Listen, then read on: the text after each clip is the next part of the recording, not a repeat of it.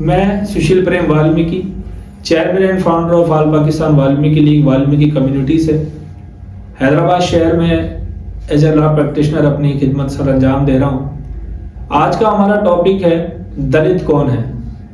दलित समाज की मजहबी व नस्ली तारीख को समझने के लिए हमें सबसे पहले ब्राह्मण, क्षत्रिय, वैश्य, शूद्र नामी जो क्लासिफिकेशन का एक निज़ाम है, इस निज़ाम को समझना होगा कि ये निज़ाम किसने बनाया, किसके लिए बनाया और क्यों बनाया। तब जाके हम दलित समाज की तारीख को समझ सकते हैं। जम्मू महाद्वीप भारत सब कॉन्टिनेंट की सबसे पुरानी सिविलाइजेशन, जिसे हम इंडस वैली सिविलाइजेशन और आदिवासी द्रविड़ समाज के नाम से जानते हैं, और इस द्रविड़ सिविलाइजेशन को परमपिता परमेश्वर वाल्मीकि दयावान जी ने योग विशेष महापुराण में इसकी स्पिरिचुअल और रिलीजियस आइडेंटिटी कुशीलव कौम के नाम से बयान की है। यानी हम इसको आदिवासी कुशीलव वाल्मीकि कौम भी कह सकते हैं, जिस कौम में बड़े बड़े राजा, बड़े बड़े सरदार और बहुत अजीम दानिश्वर और बहुत अजीम स्कॉलर्स गुजरे हैं, जिसमें सबसे बड़ा नाम आचार्य शुक्राचार्य जी,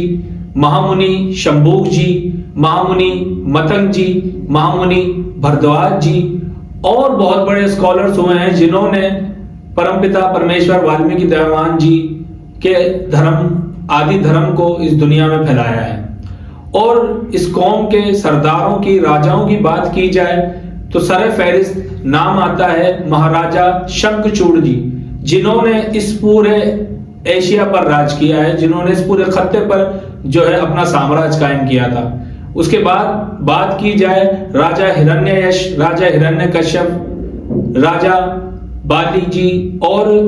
वाल्मीकि कौम, आदिवासी कौम के सबसे बड़े सूरमा दशानंद रामन जी। ये वो राजे, सरदार, सूरमा हुए हैं जिन्होंने आदिवासी कुशीलव कौम की नुमाइंदगी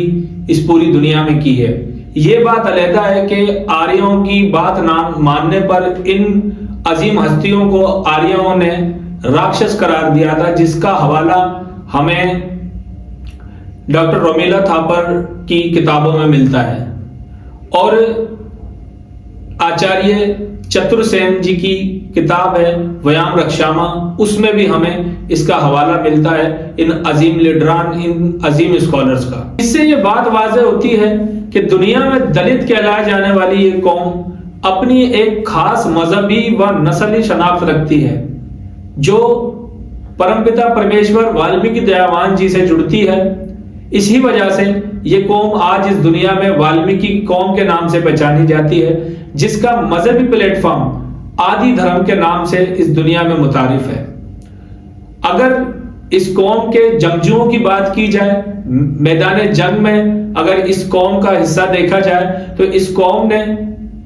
बड़े जो है जंगजुओं को मुतारिफ कराया है, जिसमें बहुत बड़ा नाम एकलव्य जी और बबरीक जी का नाम आता है। और साउथ एशिया के पहाड़ी सिलसिलों से आने वाले गैर मुकामी आर्यों ने यहाँ पर जो एक बदबूदार निज़ाम, जिसे हम वर्ण व्यवस्था क्लासिफिकेशन का निज़ाम कहते हैं, इस ही आदिवासी कुशीलव वाल्मीकि कौम की साख को खत्म करने के लिए ये निज़ाम कायम किया था, जिसमें इन आर्यों ने खुद और खुद से जुड़े मंजूर नजर लोगों को ब्राह्मण, क्षत्रिय, वैश्य, शूद्र करार दिया और आदिवासी कुशीलव कौम को अछूत करार दिया। और इसी निजाम की बेस पर हजारों साल कुशीलव आदिवासी कौम को गुलाम बनाए रखा और इस कौम के राजे महाराजाओं को धोखे, चालाकियों से शहीद करके ये डर, ये तासुरात पैदा किए गए आर्यों की तरफ से कि तुम्हारे आदिवासियों के राजाओं को हमारे देवताओं ने मारा है, तुम आदिवासी हमारी गुलामी को कबूल करो वरना हमारे देवता तुम्हें भी मार देंगे। तो इसी डर के सहारे आर्यों ने हजारों साल जम्मू महाद्वीप पर जो है अपना राज कायम किया और यहाँ की असल सिविलाइजेशन, यहाँ के असल सन ऑफ सॉइल्स को हजारों साल तक गुलाम बना के रखा और आदिवासी कुशीलव कौम को दलित का लकब दिया। दलित यानी हारा हुआ इंसान, हारी हुई कौम। इस एहसास महरूमी, इस गुलामी और इस बर्बरियत की वजह से आदिवासी कुशीलव वाल्मीकि कौम, जो एक खास मजहबी और एक खास नस्ली शनाख्त रखती थी, ये शनाख्त गुलामी का शिकार हो गई, क्योंकि आर्यों ने इस खत्ते पर मजहबी डर का, देवताओं के डर का एक ऐसा निजाम कायम किया था जिसकी वजह से यहाँ की बुनियादी सिविलाइजेशन आदिवासी कुशीलव कौम हजारों साल तक जो है गुलाम बनकर रहने पर मजबूर हुई। इसका हवाला हमें भारत एक खोज किताब में मिलता है, जिसके राइटर जवाहरलाल नेहरू, जो भारत के सबसे पहले प्राइम मिनिस्टर है, उस किताब में हमें इसका हवाला मिलता है। और डॉक्टर रोबिला थॉपर की जो रिसर्च है उससे भी हमें यह पता लगता है कि आर्यों ने किस तरह यहाँ की बुनियादी सिविलाइजेशन, आदिवासी कौम के सरदार जो आर्यों की न मानते थे, उन्हें राक्षस करार दिया और उनका एक ऐसा किरदार दुनिया के सामने पेश किया जो जिसकी वजह से दुनिया उन्हें एक विलन तस्वुर करती है। और इसी शातिर हिकमत अमली की बेस पर आर्यों ने हजारों साल तक एक कौम, एक सिविलाइजेशन, एक तहजीब को उसके मुआशी हुकूक, उसके समाजी हुकूक और उसके हर बुनियादी हुकूक से महरूम रखा। आगे चल के इस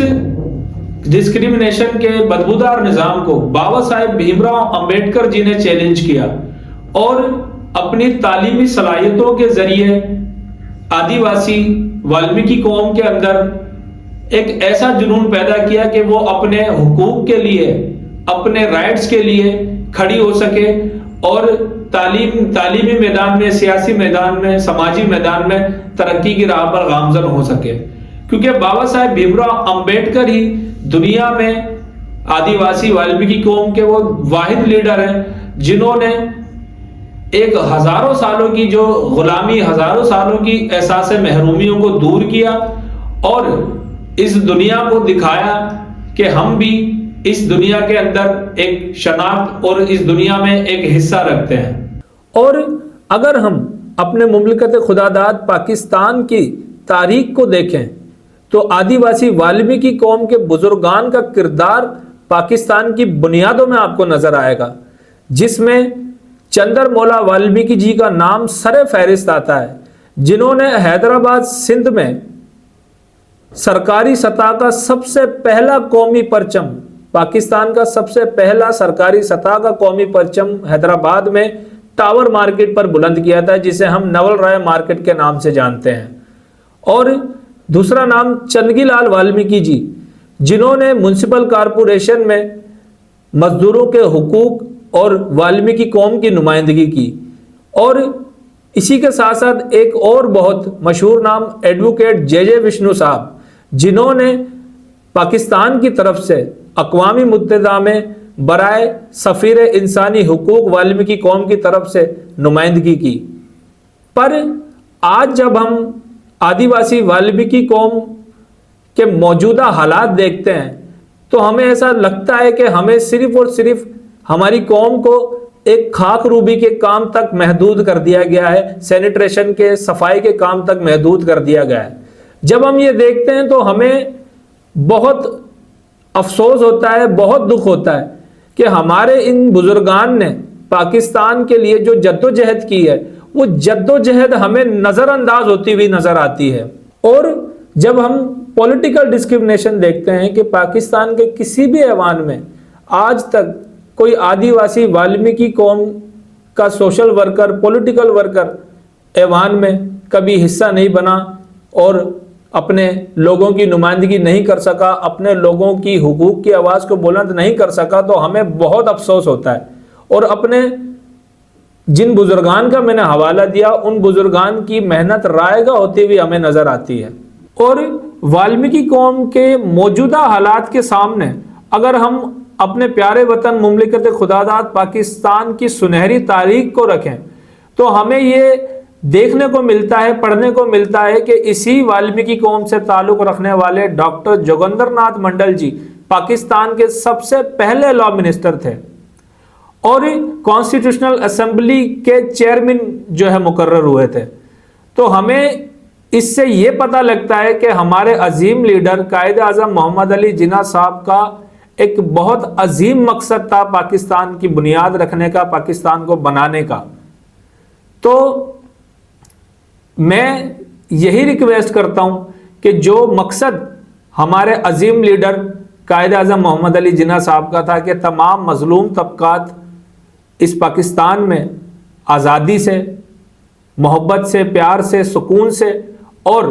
तमाम मजलूम तबकात अपना हुकूक हासिल कर सके, हमने कायद के उस अजीम मकसद को पाया तकमील तक पहुंचाना है। चाहे हम रहें या ना रहें, हमें हमारे हुकूक मिले या ना मिले, तारीख गवाह रहेगी और तारीख गवाह है कि वाल्मीकि कौम ने अपने हुकूक के लिए आवाज़ बुलंद की थी, आवाज़ बुलंद कर रही है और आगे भी अपने हुकूक के लिए आवाज़ बुलंद करती रहेगी, क्योंकि तारीख ये फैसला करेगी वाल्मीकि कौम सही है या नहीं। जी हाँ, हिस्ट्री विल जज।